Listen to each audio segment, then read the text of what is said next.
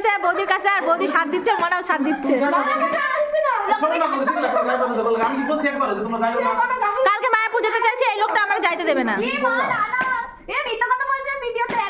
না মিথ্যা কথা না, সত্যি কথা।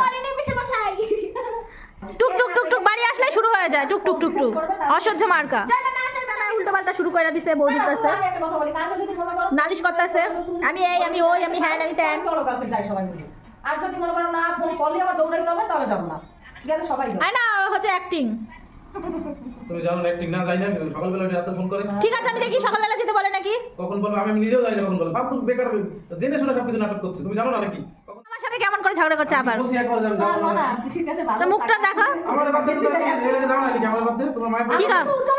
এই আমার মোবাইলের পিছনে 500 টাকা দেখেছে তোর মা, সেই জন্য বলছে যে টাকাটা আছে ভাঙা চুরা। এটা আমার টাকাটা, আমার বরের টাকা, ফেরত নিয়ে নেবে একটু পরে। তোর টাকা না আমার আর দেবে না। ওটাই না, কি কি কি? ওটাই না, বরের টাকা তোর টাকা, তোর টাকা বরের না, তাই সেটা তো? না না আমার টাকা বরেরও। দিই না মনে হয় তোমারে। আবার দিতে হবে সোজা সোজা। তুই 500 টাকা তুই টাকা ইনকাম করতেছিস? আমি লক্ষ্মী ভান্ডার পাই, কত টাকা? ফেসবুক দিয়ে পাই। না অনলাইনে অর্ডার দিয়ে শেষ করতে পারবে না। তোমার কি ভুঁড়িটা বাইরে যাইতেছে নাকি, কষ্ট হচ্ছে?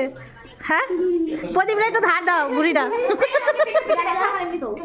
খাইলাম তো কি হয়, হ্যাঁ। কত রকমের তরকারিতে